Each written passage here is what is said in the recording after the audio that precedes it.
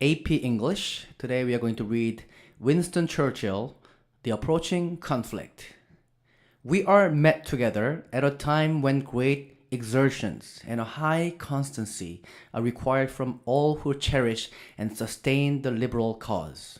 Difficulties surround us and dangers threaten from this side and from that.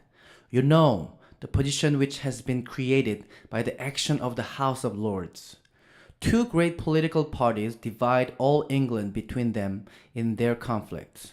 Now it is discovered that one of these parties possesses an unfair weapon, that one of these parties, after it is beaten at an election, after it is deprived of the support and confidence of the country, after it is destitute of a majority in the Representative Assembly, when it sits in the shades of opposition without responsibility or representative authority, under the frown, so to speak, of the Constitution, nevertheless possesses a weapon, an instrument, a tool, a utensil, call it what you will, with which it can harass, vex, impede, affront, humiliate, and finally destroy the most serious labors of the other.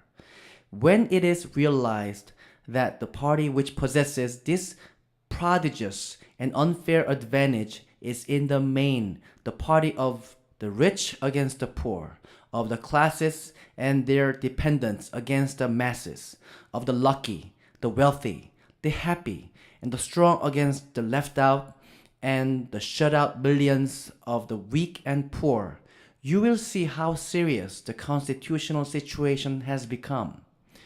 A period of supreme effort lies before you. The election with which this parliament will close and towards which we are moving is one which is different in notable features from any other which we have known. Looking back over the politics of the last 30 years, we hardly ever see a conservative opposition approaching an election without a program, on paper at any rate, of social and democratic reform. There was Lord Beaconsfield with his policy of health and the laws of health.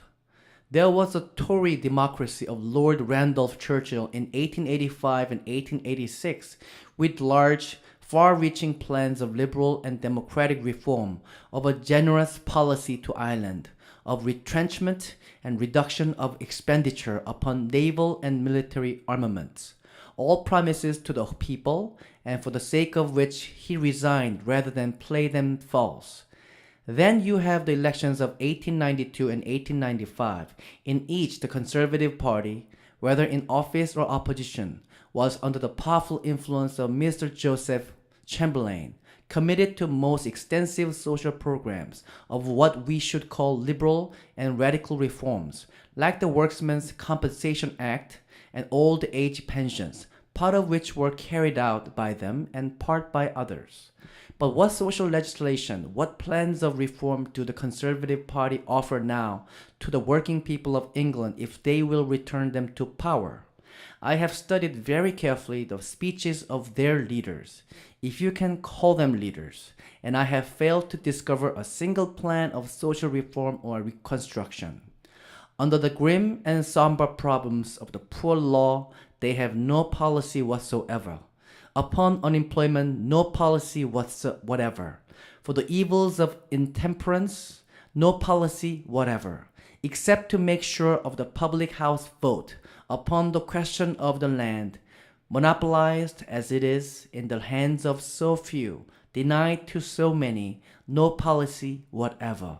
For the distresses of Ireland, for the relations between the Irish and British peoples, no policy whatever, unless it be coercion. In other directions where they have a policy, it is worse than no policy. For Scotland, the Lord's veto. For Wales, a church repugnant to the conscience of the overwhelming majority of the Welsh people, crammed down their throats at their own expense.